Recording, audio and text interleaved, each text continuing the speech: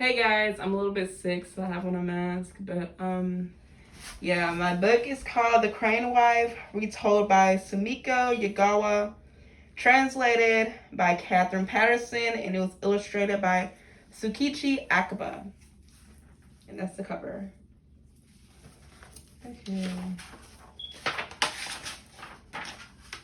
In a faraway mountain village where the snow falls deep and white, there once lived all alone a poor young peasant named Yohi. One day at the beginning of winter, Yohi went out into the snow to run an errand. And as he hurried home, suddenly, bassa bassa, he heard a rustling sound. It was a crane, dragging its wing as it swooped down and landed on the path. Now Yohi could see that the bird was in great pain, for an arrow had pierced its wing. He went to where the crane lay, drew out the arrow, and very carefully tended to its wound.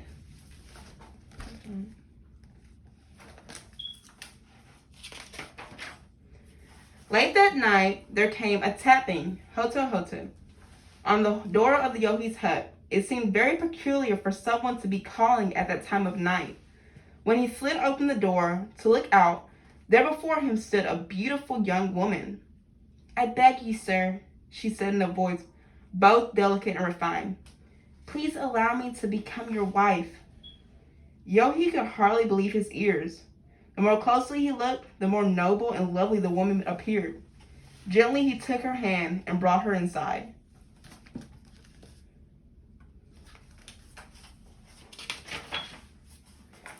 "Yohi has some fine wife at his house," the villagers gossiped among themselves.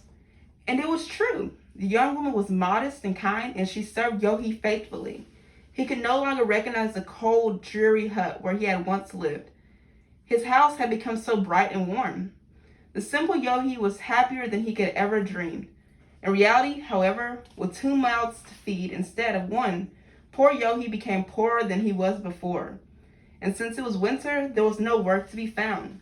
He was very quickly coming to the bottom of what he had once stored away. At this point, the young woman had a suggestion. "The other women of the village have looms upon which to weave cloth," she said. "If you would be so kind as to allow it, I should like to try my hand at weaving too."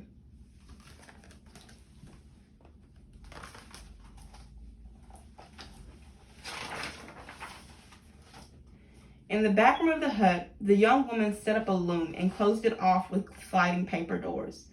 Then she said to Yohi, "Please, I beg you never look upon me while I am weaving. Sankara Tankara."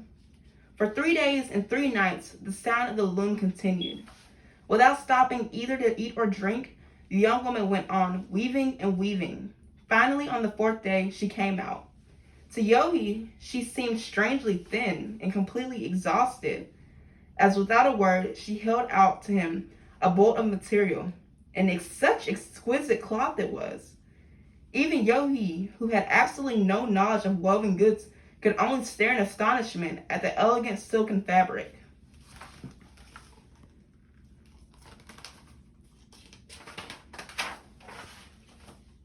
Yohi took the cloth and set out for town. There he was able to sell it for such a higher price that for a while the two of them had enough money to live quite comfortably and pleasantly.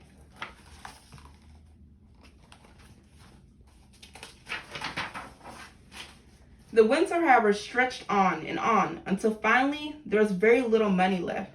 Yohi hesitated to say anything, so he kept quiet. But at last the young woman spoke up. "I shall weave on the loom one more time, but please, let this be the last." And once more, having been warned not to look in on the woman as she wove, the simple Yogi settled down to wait outside just as she asked.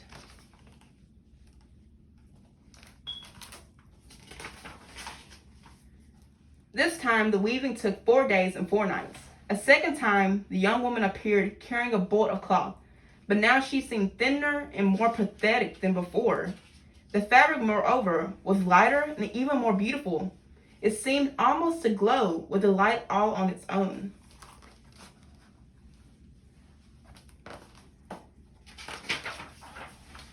Yogi sold the material for an even higher price than the first time. My, he marveled, what a good wife I have. The money bag he carried was heavy, but Yogi's heart was light and he fairly skipped as he hurried home.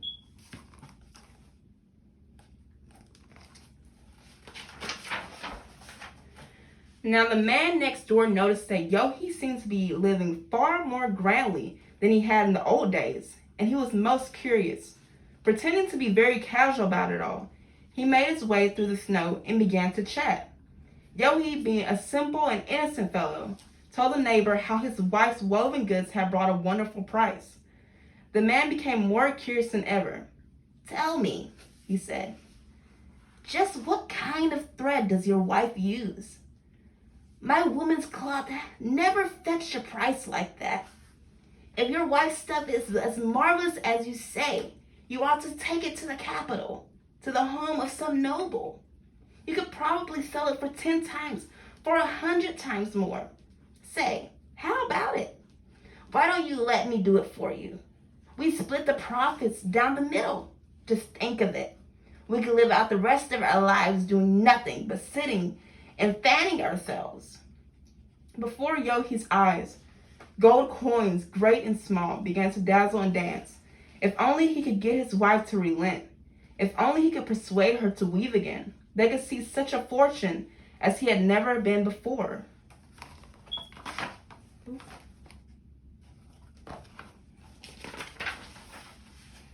When Yogi presented her with the idea, the young woman seemed very perplexed. "Why in the world," she asked, "would anyone need so much money as that?" "Don't you see?" he answered. "With the money like that, a man's problems would all disappear. He could buy anything he liked. He could even start his own business." "Isn't it plenty to be able to live together, just the two of us?" When she spoke this way, Yogi seemed to say no more. However, from that time on, whether asleep or awake, all he could do was think about money. It was so painful for the young woman to see Yogi in this state that her eyes filled with tears as she watched him until finally, unable to bear it another day, she bowed down to his will. "Very well then," she said. "I will weave one more time, but truly after this I must never weave again. And once more," she warned now. Joyfully Yogi sang, "For the sake of heaven, remember, do not look in on me."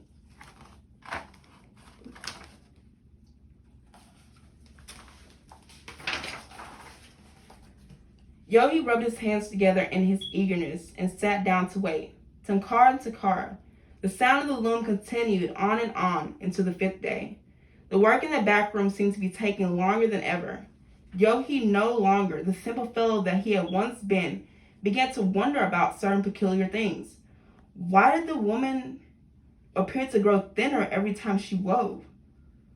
What was going on in there behind the closed paper doors? How could she weave such beautiful cloth when she never seemed to buy any thread?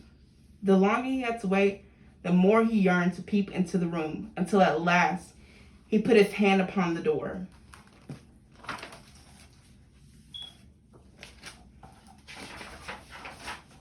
"Ah!" came a voice from within. At the same time, Yogi cried out in horror and fell back from the doorway. What Yogi saw was not human. It was a crane smeared with blood, for with its beak it had plucked out his own feathers to place them in the loom. At the sight, Yogi collapsed into a deep faint.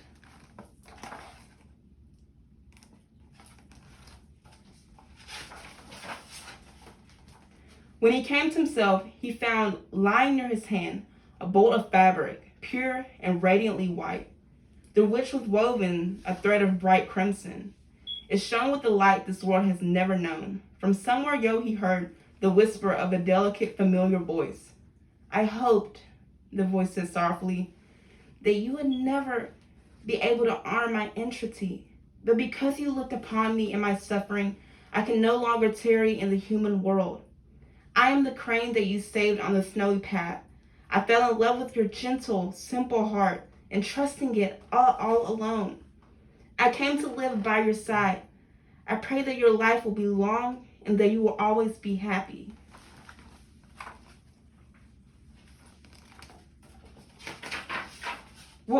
Wait!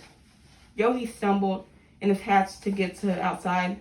It was nearly spring, and over the crest of the mountains he could barely discern the tiny form of a single crane flying farther and farther away.